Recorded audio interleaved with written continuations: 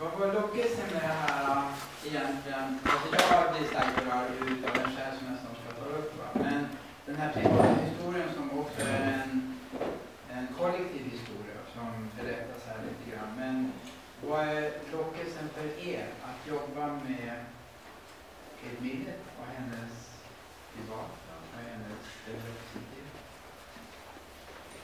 Alltså, vi har alltid haft ett starkt intresse av att försöka föra någon form av dialog mellan olika generationer. För att vi upplevt att det har varit ett glapp där, även konstnärligt. Och vad vi tycker var fascinerande med Kate Millett är att hon det har gått tusentals kvinnor på den här farmen genom åren och de finns inte där. Another season at the farm. Not that bad, but not that good either. The tedium of a small community. Nu är överallt. Komma så här. Det är en rot. Som ska invaggas. Du sätter en tyst så får den inga komma så här kanske så här. Subliminalt. Nej men hon har skrivit 8 böcker, hon har gjort 3 filmer.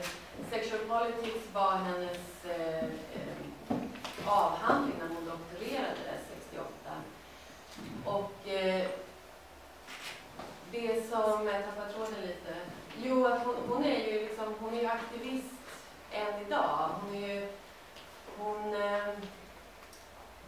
Hon fortsätter liksom tanken på förändring även på ålderns höst och helt ensam. Liksom.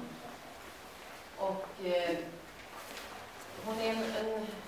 blev väldigt drabbade av henne när vi var där. Det känns som att det finns, Kate Millett kan vara en start, så får vi se vad projektet fortsätter. När det handlar om kanon och vad man liksom, hur historieskrivningen går till. Därför att jag har aldrig, Kate Millett var den första någonsin som myntade eller introducerade ordet patriarkat i en feministisk kontext eller någonsin. Och det är ett ord som vi använder dagligen utan att veta vem det var som faktiskt startade tankarna kring det här. Och om inte annars kan det ge andra människor att öppna upp för frågor och nyfikenhet. Så det är ju våran undersökande kring porträttet och hur man kan jobba med porträtt på olika sätt. Jag berättar vad mina associationer var. Alltså, Sexual Politics var en viktig bok. Det var 68, det var en hel rörelse. Hon berättar här lite grann om samtidigt som har liksom upplösts samtidigt som det finns kvar. Så. Min parallell går direkt till någonting annat som hände 68, för jag är 68 student. Men 68 så tillsattes en viktig kulturutredning som etablerade kulturpolitiken för första gången i Sverige. Den hette Kulturrådet. Den satt till 73 och sen så kom den här propositionen 74-75.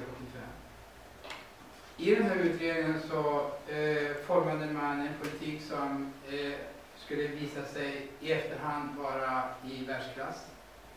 Sen reser sig frågan om den håller på att nedmonteras, om den redan är nedmonterad.